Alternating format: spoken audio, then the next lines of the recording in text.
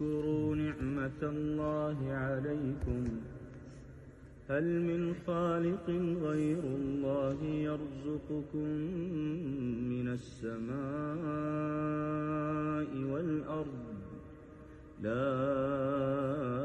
إله إلا هو فأنى تؤفكون وإن يكذبوك فقد كذبت رسل من قبلك وإلى الله ترجع الأمور يا أيها الناس إن وعد الله حق فلا تغرنكم الحياة الدنيا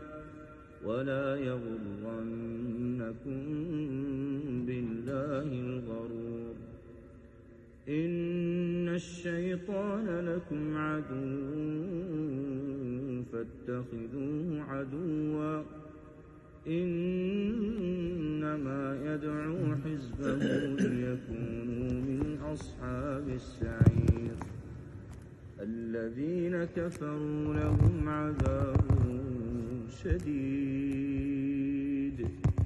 والذين آمنوا وعملوا الصالحات لهم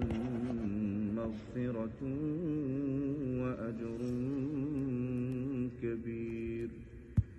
أفمن زين له سوء عمله فرآه حسنا فإن الله يضل من يشاء ويهدي من يشاء فلا تذهب نفسك عليهم حسرات إن الله عليم بما يصنعون. يلا قرأنا شكرا.